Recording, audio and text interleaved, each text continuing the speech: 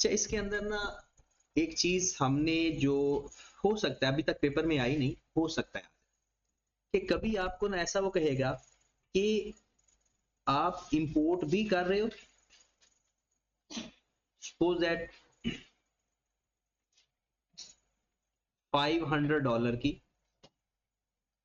और आप एक्सपोर्ट भी कर रहे हो सपोज दैट $300,000 की।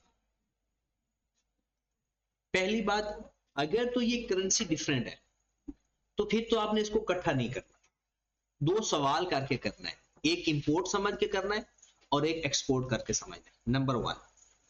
नंबर 2, अगर इनकी डेट डिफरेंट है, एग्जीक्यूशन डेट, फ्यूचर इनका डिफरेंट है, मतलब मिसाल के तौर पर वो कहता है कि हमने एक्सपेक्टेड ये रिसीट्स है 3 महीने बाद, ये है 2 महीने बाद, फिर भी अलग अलग करना है।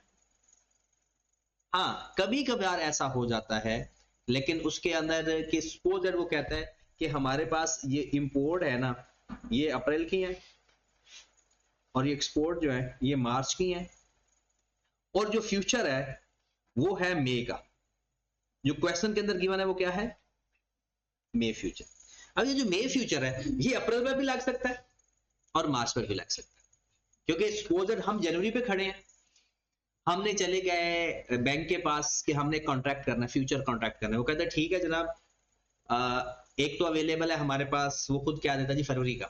हमने कहा जी फरवरी का तो हमें चाहिए नहीं, वो कहता है दूसरा फिर मई का अवेलेबल है, क्योंकि स्टैंडर्ड होते हैं, तो मई का इसके ऊपर भी लग सकता है और इसके ऊपर भी लग सकता है। तो इस केस में भी ये इकट्ठे हो सकते हैं। अलग अलग करोगे सवाल गलत नहीं होगा, टाइम लगेगा। एक को इंपोर्ट समझ के और एक को एक्सपोर्ट समझ के करोगे, सवाल आपका हो जाएगा। एंड पे एक्सपेक्टेड रिसीट्स और एक्सपेक्टेड पेमेंट्स को नेट करोगे तो आपके पास नेट पेमेंट या रिसीट्स आ जाएगा। अगर वो अलग अलग पूछेगा तो उसको अलग अलग करेंगे, अगर वो अलग अलग नहीं पूछता तो हम क्या करेंगे, इसको नेट कर सकते हैं, और नेट करेंगे तो हमारे पास इंपोर्ट बच जाएंगी 2 लाख। तो आप जो अपनी करेंसी हेज करने जा रहे हो, आप ये 5 लाख और 3 लाख की करेंसी हेज ना करें, आपको तो नेट 2 लाख ही देना है ना, तो 2 लाख मिनिमम आप हेज कर लें। तो उससे क्या कर, जो 2 लाख है, क्योंकि आपके पास अगर पेमेंट्स है तो रिसीट्स भी तो आनी है, या रिसीट्स है तो आपकी पेमेंट्स भी तो आनी है, वो नेट होकर एडजस्ट हो जाएंगी। ऐसा भी कर सकते हो, या फिर अगर आपको डर लग रहा है कि ये कोई खराब ना हो जाए तो फिर आप अलग अलग कर, रिसीट्स भी अलग फाइंड कर लें, पेमेंट्स भी अलग फाइंड कर लें, और एंड पे जाकर उसको नेट करके रिसीट्स या पेमेंट नेट करके बता। तो ये इसमें परेशानी वाली बात नहीं है, ये CFAP में सवाल आया हुआ ऐसा। उसने 3 तरह से सवाल दिया था। वो क्या कहता था कि सपोज दैट, कहते मेरे पास जो एक्सपोर्ट है, उसने एक्सपोर्ट बता दी, इंपोर्ट बता दी, दोनों डॉलर में, और एक और रिसीट बता दी रुपीज में, और कहता है ये सारे पैसे मिलने हैं मुझे 5वें महीने, आफ्टर 5 मंथ। अब पहली दफा ऐसा सवाल आया कि आपने दिया, और ये मेरी अटेम्प्ट का सवाल है, जब मैंने BFD का एग्जाम दिया था ना, उस अटेम्प्ट में ये सवाल आया था, और मुझे बाकी तो आपको पता है जो कामयाबी इंसान की होती है ना, ये सिर्फ अल्लाह की रजा है। हाँ, इंसान अपनी मेहनत करता है, उसके बाद तो इंसान के बस की बात खत्म हो जाती है। ये 15 नंबर का सवाल था, और मुझे लगता है कि ये सवाल मेरा ठीक होना है, बस बाकी का पता नहीं, क्योंकि BFD में बाकी सारा वाला क्या होता है, प्रेजेंट वैल्यू, IRR या प्रेजेंट वैल्यू। मैंने भी फिर ऐसा ही किया, हर सवाल में या तो IRR फाइंड किया या प्रेजेंट वैल्यू फाइंड की, बस अल्लाह ने फिर पास कर दिया। लेकिन जिस तरह कहते हैं ना कि जैसे मुझे पता चला कि ऐसे स्टेप बाय स्टेप जा रहा है और सवाल मेरा बिल्कुल एग्जैक्ट ठीक है, ऐसा कुछ नहीं होता। फाइनल के पेपर्स में मोस्टली जजमेंट लगानी पड़ती है, और आप तो माशाल्लाह स्टूडेंट हो, हमारे पास तो टाइम ही नहीं हुआ करता था कि पढ़ने का, ना ही अल्हम्दुलिल्लाह हम पढ़ते थे। लेकिन ये है कि जजमेंट बड़ी अच्छी रखते थे, तो अल्लाह ने एक साइड कम रखी तो दूसरी साइड पर अप्रोच ज्यादा दी। तो ये सवाल जब पहली दफा आया उस वक्त ये ना रिजल्ट बड़ा खराब हुआ, क्योंकि जो स्टूडेंट लकीर का फकीर होता है ना, वो फंस जाता है फाइनल में जाके। जो बंदा कहता है ना हाँ कुछ ना कुछ हो जाना है, वो बंदा पास भी हो जाता है। अब इसमें करना क्या था, अब मैंने तो जो आइडिया लगाया कि इसको तो कन्वर्ट करने की जरूरत ही नहीं है, ये तो मुझे 5 महीने बाद मिलने ही रुपीज में है, या अगर मैंने देने हैं तो रुपीज में देने हैं, इनको मैं कन्वर्ट कर देता हूं, चाहे इसके ऊपर मनी मार्केट हेज लगाऊं या फ्यूचर लगाऊं या ऑप्शन लगाऊं, जो वो मुझे कहेगा मैं लगा दूंगा, यहां से नेट करके या अलग अलग। ये मेरी एक्सपोर्ट है तो ये रिसीट्स हो जाएंगी, इंपोर्ट है तो ये पेमेंट्स हो जाएंगी, 5 महीने बाद इसको मैं रुपीज में कन्वर्ट करने का फंड मुझे आता है ना अब, और ये है रुपीज। अब इन सारी पेमेंट्स को और रिसीट्स को नेट करके आंसर दे देना कि इस दिन नेट मेरा जो फाइनेंस है या नेट मेरी पेमेंट या रिसीट है वो इतनी। तो क्वेश्चन के अंदर कभी भी कोई चीज ऐसी आ जाए कि जो आपको लगे आपने क्लासेस में नहीं पढ़ी हुई या बुक से नहीं रीड की हुई या पास पेपर में नहीं थी, तो परेशानी से ज्यादा फोकस करने की जरूरत है। ये कभी भी ना सोचना कि इस लेवल पे कोई ऐसा सवाल पेपर में आएगा जो आपको नहीं आता, चाहे कोई भी लेवल है, चाहे आपका FA2 का एग्जाम है, ऑडिट की मैं बात नहीं कर रहा, न्यूमेरिकल सब्जेक्ट्स की बात कर रहा हूं, क्योंकि ऑडिट में प्योर आपकी क्वेश्चन की अंडरस्टैंडिंग, जिसको सवाल समझ लग गया उसको ऑडिट का पेपर पास, जिसको सवाल नहीं समझ लगा उसको ऑडिट का पेपर गया। क्योंकि ऑडिट में सारे लोग कहते हैं कि जो बातें आपने सुनी हुई हैं वो सारी गलत हैं, सिर्फ सवाल समझा करो। उसने पूछा कितना है, ज्यादा नहीं बताना, कम बता दो काम चल जाएगा, सही बताओ, जितना पूछा है उससे थोड़ा कम बता दो काम चल जाएगा। ज्यादा बताओगे तो एग्जामिनर ये समझते हैं इसको सवाल नहीं समझ लग गया, ये बस वही डॉक्टर बन रहा है कि चलो कोई गोली तो चलेगी। जैसे ना एक सवाल पूछता है तो पूरा चैप्टर लेकर आ जाते हैं बच्चे, और इंटेलिजेंट बच्चा सिर्फ इसलिए फेल होता है उसे ज्यादा आता है, जो सवाल समझ लग जाता है थोड़ा सा वो उससे रिलेटेड पूरा टॉपिक लिख कर आता है।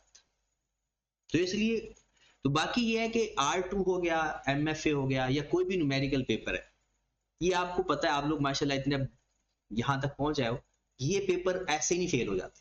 फेल होने के लिए बहुत कुछ करना पड़ता है, पास हो जाते हैं, पास ही हो जाते हैं।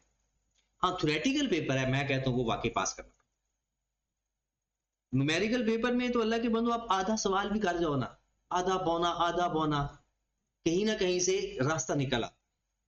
हाँ फिर फेल होने के लिए ना आपको फिर बहुत बड़ी बदकिस्मती भी चाहिए, या कोई बड़ी बद दुआ देने वाला बंदा भी चाहिए कि वो कोई बहुत ही पैसे बैठा हो मुसल्ला बिछा के कि मेरे बच्चों का CA नहीं हो रहा तो इसका क्यों हो रहा है।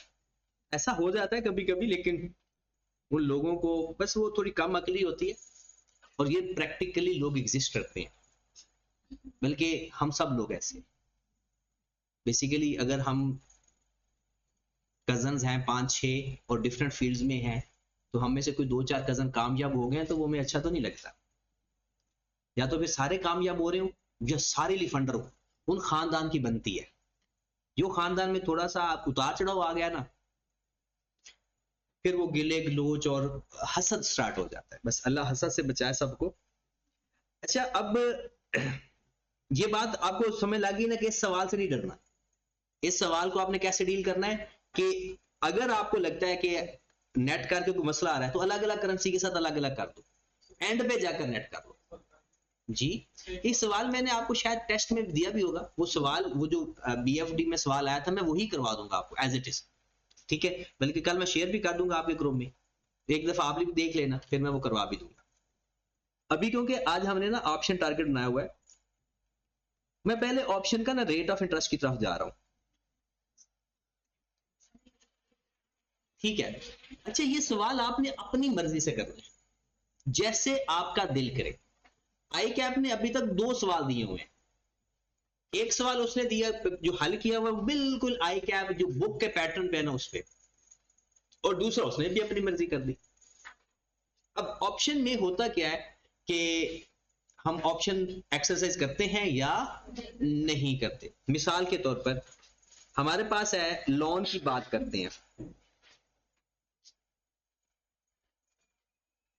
हमें लोन चाहिए था suppose that 5 million, strike rate था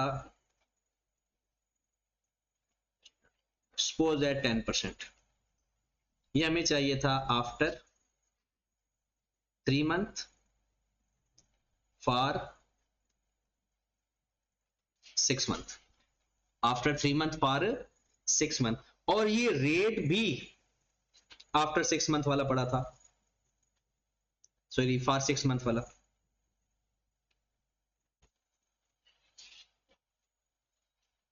हमने रेट लॉक करवा दिया, ठीक है कि चला अगर ये रेट होगा तो हम आपसे लोन ले लेंगे, बट अगर इससे रेट ज्यादा हो गया तो ऑप्शन एक्सरसाइज नहीं करेंगे, या कम हो गया तो नहीं करेंगे, लोन लेना है हमने। अगर मार्केट में रेट ज्यादा है तो हम ऑप्शन एक्सरसाइज कर लेंगे, और अगर मार्केट में रेट कम चल रहा है तो हम ऑप्शन एक्सरसाइज नहीं करेंगे। इस दफा आई कैप ने क्या किया, उसने एक चीज ऐड कर दी। एक चीज आपको पहले ही पता थी, वो क्या पता थी आपके पास, वो थी ऑप्शन प्रीमियम। ऑप्शन प्रीमियम हमें क्या पता था, या सवाल आई कैप ने जो दिया था वो था कि 0.5%, 1.5%, इस दफा उसने उसको अमाउंट फॉर्म में दे दिया कि जी 50,000 रुपया होगा ऑप्शन प्रीमियम, या 70,000 रुपया होगा ऑप्शन प्रीमियम, या 10,000 होगा ऑप्शन प्रीमियम। करना क्या था, उसको परसेंटेज में कन्वर्ट कर लेते, premium divide by 5 million multiply by 100। मिसाल के तौर पर हम कह देते 70,000 था, तो हम क्या करते 70,000 divided by 5 million multiplier by 100, ये ऑप्शन प्रीमियम है आपका। कितना आ गया, 70,000 divide by 5 million multiplied by, या 70 को 5,000 पे डिवाइड करके 100 से मल्टीप्लाई करके बता दो कितना। नहीं यार, 14%, 1.4%। स्ट्राइक रेट है 10%, प्रीमियम है 14%। हाँ जी, अब सवाल की नेचर मतलब क्या थी, जो सवाल प्रैक्टिस के तौर पर बुक के अंदर गिवन थे, या जैसे प्रैक्टिस बुक से ही एक गाइडेंस लेनी होती है, लेकिन आई कैप ने इस दफा ये अमाउंट दे, करना क्या था, सिर्फ 1.4% फाइंड कर लेना, एक ट्रिक। दूसरा मसला क्या था, दूसरा मसला था कि आई कैप ने ये कहा कि अगर ऑप्शन एक्सरसाइज की तो 2 लाख रुपया एक्स्ट्रा भी देना पड़ेगा, क्योंकि कमीशन वगैरह या व्हाटएवर जो भी है, ट्रांजैक्शन कॉस्ट कह लें, जो भी इसका नाम दे, कि अगर आपने ऑप्शन एक्सरसाइज की तो आपको 2 लाख रुपया ट्रांजैक्शन कॉस्ट देनी पड़ेगी। इसका मतलब ये हुआ कि अगर ऑप्शन एक्सरसाइज करेंगे तो ये भी अफेक्ट होगी, और ये पहले कभी नहीं था। पहले इसलिए है, ऑप्शन की कॉन्सेप्ट में है लेकिन हमारी बुक में नहीं था, लेकिन आई कैप ने पूछ लिया। अब इसका करना क्या था, सिंपल, अगर हमारी पहले जो अमाउंट आ रही है वो कॉस्ट है, तो ये भी कॉस्ट उसमें ऐड हो जाएगी, और रिसीड है तो उसमें से माइनस हो जाएगी, है तो ये कॉस्ट। अगर आपने इसको परसेंटेज की फॉर्म में देखना है तो क्या करना था, 2 लाख डिवाइडेड बाय 5 मिलियन। उसी तरह से अगर इसको परसेंटेज फॉर्म में देखना था तो इसको भी परसेंटेज में कन्वर्ट कर लें कि कितने परसेंट हमें ऑप्शन एक्सरसाइज करने पे एडिशनल कॉस्ट पड़ेगी। कितनी अमाउंट आ रही, 4%।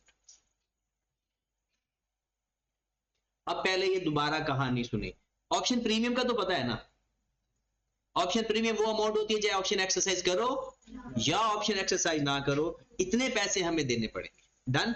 दूसरी बात, जितना हमने इस रेट को हमने कंपेयर किससे करना होता है, इस रेट को मार्केट के साथ। अच्छा, इसको देखने की जरूरत नहीं है क्योंकि ये एक तरह की फिक्स्ड कॉस्ट है। ये क्या चीज है, एक तरह की फिक्स्ड कॉस्ट है, क्योंकि ऑप्शन एक्सरसाइज करो या ना करो इसने कॉस्ट नहीं आना ही आना है।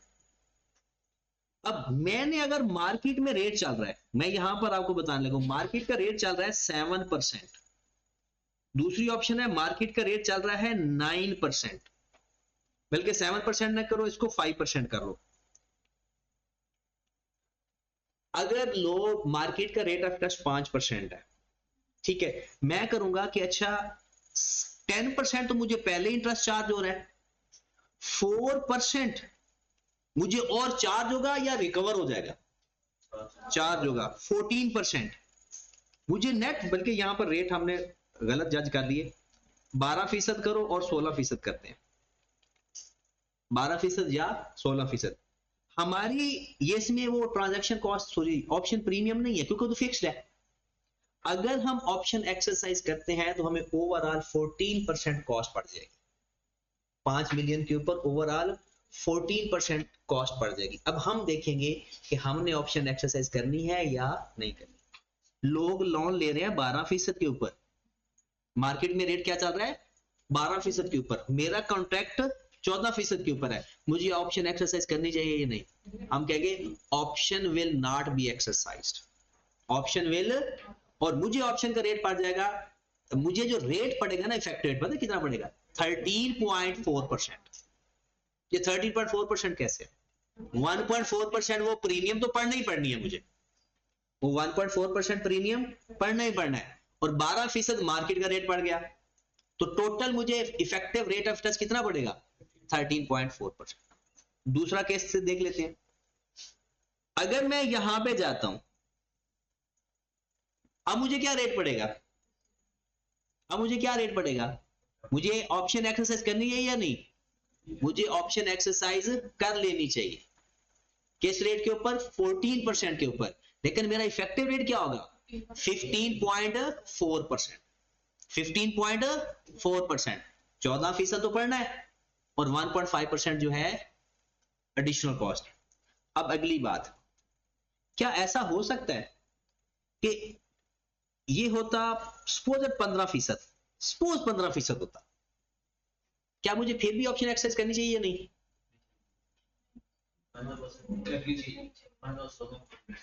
करनी चाहिए या नहीं? फिर भी करनी चाहिए। भला क्यों? अगर आप सोच रहे हैं कि ये पड़ जाएगा मुझे 16.4%, लेकिन ये क्या पड़ेगा? ये 17.4% हो जाएगा, क्योंकि मैंने ऑप्शन एक्सरसाइज अगर ना की तो 1.4% तो मुझे पढ़ना ही पड़ना है। क्लियर होगी बात? ये सिर्फ आपकी एक जजमेंटल सवाल होता है कि ये जरूरी नहीं कि कोई एक फिक्स्ड फॉर्मेट है, कोई फिक्स्ड फॉर्मेट नहीं है इसका, आपको किसी भी फॉर्मेट में आप कह जाए। और मैं आपको कहता हूं कि आपने सिंपल सबसे पहले ये देखना है, और आई कैप का जो इस दफा सवाल है वो और चीज थी, करेंसी वाला, ये तो आसान था, करेंसी वाला बिल्कुल और चीज थी, वो मैं आपको समझाता हूं। ऑप्शन के केस में सबसे पहले आपने देखना है कि स्ट्राइक रेट क्या है। स्ट्राइक रेट देख लेना, इन्वेस्टमेंट का ये देख, प्लस कोई अगर और कोई ट्रांजैक्शन कॉस्ट या कमीशन या कोई खर्चा है, दोनों सेम नेचर में होनी चाहिए, या तो परसेंटेज में कन्वर्ट कर या अमाउंट फॉर्म में देख। इसको फिर कंपेयर कर लो मार्केट के रेट से।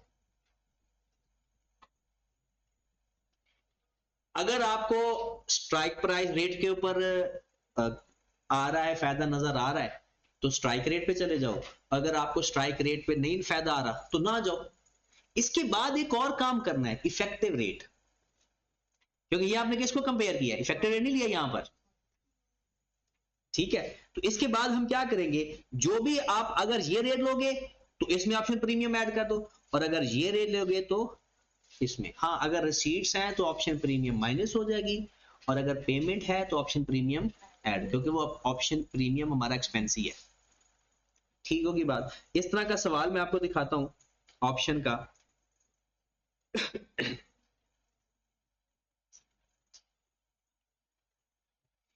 ये तो करेंसी है, रेट ऑफ इंटरेस्ट के ऊपर सवाल है या बाद में है?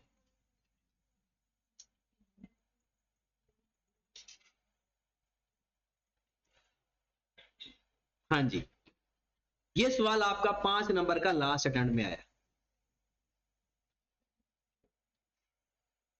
टोटल 9 नंबर का सवाल था, 4 नंबर का था वो करेंसी का, और 5 नंबर का ये है। कहते हैं determine whether the option should be exercise, also calculate effective rate. पहले तो बताओ कि ऑप्शन एक्सरसाइज करनी है या नहीं करनी, दूसरा इफेक्टिव रेट भी बताओ। A corporate treasury plans to invest 50 million, 50 million उसने इन्वेस्ट करना है। 6 month fix deposit starting in 3 month, इसका मतलब है 3 महीने बाद 6 महीने के लिए, ये तो पता चल गया ना।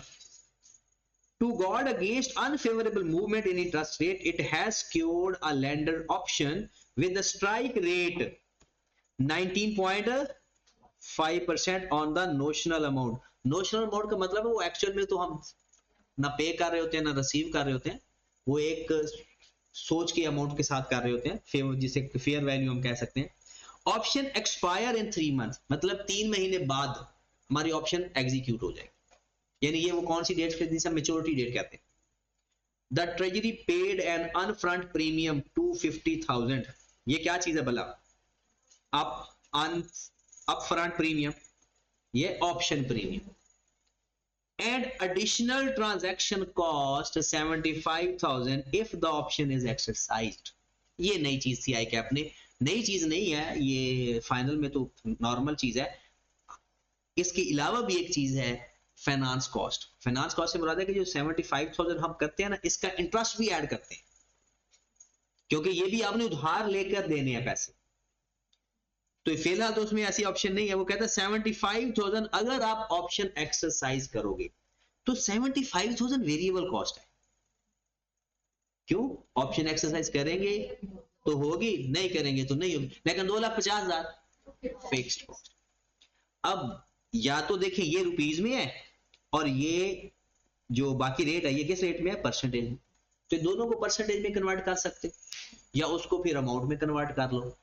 550 million multiply by 9.5% multiply by 6/12। तो परसेंटेज में ज्यादा इजी होता है सवाल, तो कर लो जरा। 250,000 को किस पे डिवाइड करोगे? 50 मिलियन पे,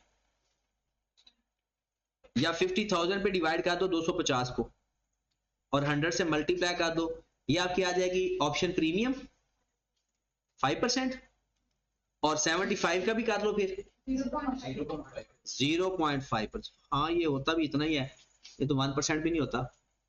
और 75,000 को करो जरा, ठीक है, 0.15%। तो अब आपका स्ट्राइक रेट बता सकते हो? जरा सोच समझ के बताना, स्ट्राइक रेट बता सकते हो? 19.5%। और ट्रांजैक्शन कॉस्ट के अगर स्ट्राइक रेट तो यही बनेगा ना, 0.15%। कितना? 19.65। मैं लिखने लगा हूं 19.35। क्यों माइनस किया?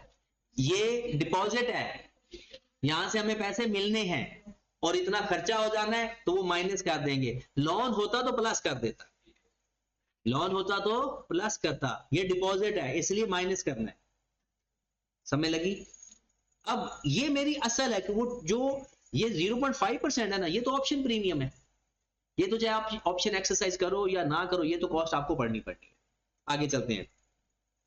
The current and projected, current rate तो निकाल दिया ना, करंट रेट का तो हमारा ताल्लुक ही नहीं है। कहता है प्रोजेक्टेड क्या है?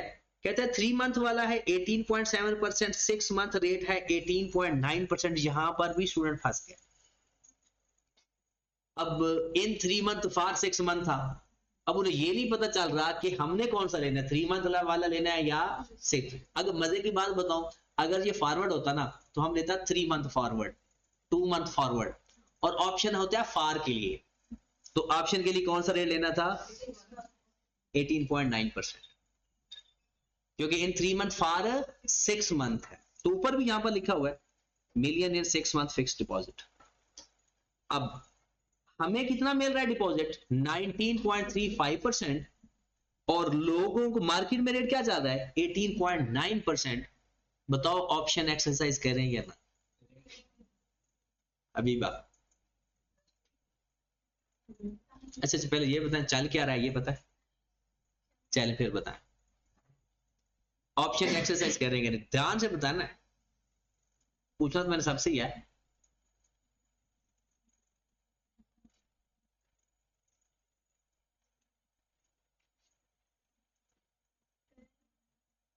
क्या मतलब? क्यों? मार्केट का रेट कम है और 19.35% है। मतलब हमने 19.3% पे रेट ऑफ इंटरेस्ट की बात की हुई थी, और मार्केट में चाह रहा है 18.9%। हमें 18.9% पे जाना चाहिए या 19.35 पे जाना चाहिए? किस रेट पे हमें जाना चाहिए? ज्यादा रेट पे जाना चाहिए। क्यों? ठंडे सांस तो भरे हैं। हाँ क्यों? क्योंकि इन्वेस्टमेंट है, डिपॉजिट है, हमने पैसे इन्वेस्ट करने हैं तो ज्यादा रेट पे करेंगे। तो ऑप्शन पे हमें ज्यादा रेट मिल रहा है, नेट करके भी, ट्रांजैक्शन कॉस्ट के बावजूद भी ज्यादा रेट मिलेगा। तो हम ये अपना आंसर देखें कैसे लिखेंगे। सबसे पहले ये आई कैप के सोल्यूशन को मैं कॉपी करके बताने लगा हूं आपको। उसने वैसे दो तरीके बताए हैं। एक तरीका काफी होता है ऑप्शन में, स्ट्राइक रेट 19.5%, ट्रांजैक्शन कॉस्ट 0.15%। तो ये कितने पास हमारे पास आ गया 19.35%। Market rate 18.9%। Option will be exercised.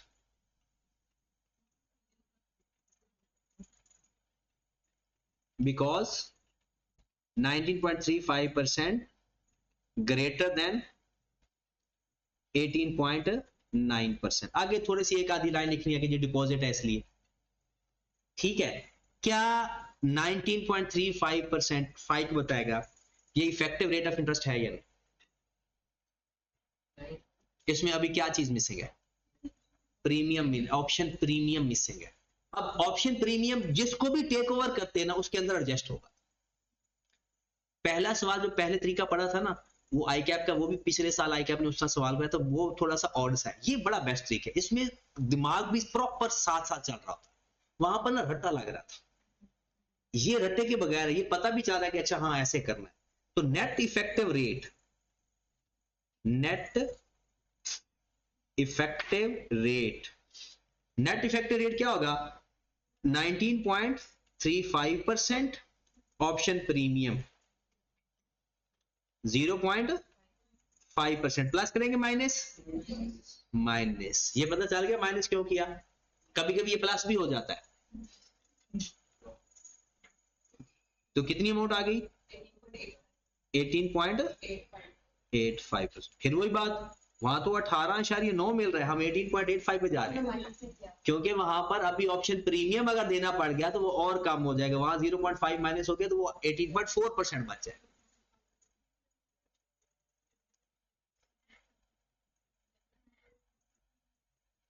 परेशान नहीं होता, समझ लगी?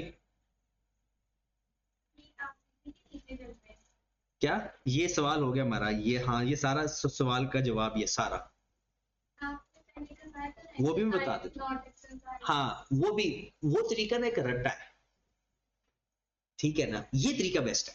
मैं तो पहले भी इसी तरह करवाता था, बट आई कैप ने अपना सोल्यूशन और बुक में वो तरीका दिया होता, लेकिन शुक्र है कि आई कैप ने अब ये अपडेट कर दिया है। जो ये सोल्यूशन दिया ना आई कैप ने इसी पे दिया, क्योंकि ये ज्यादा बेस्ट है। पहले आप अपनी सारी ऑप्शन वाला रेट नेट कर लें और मार्केट से कंपेयर कर लें। ऑप्शन एक्सरसाइज करनी है तो ऑप्शन एक्सरसाइज के साथ आगे नेट कर लें, नहीं करनी तो उसके साथ।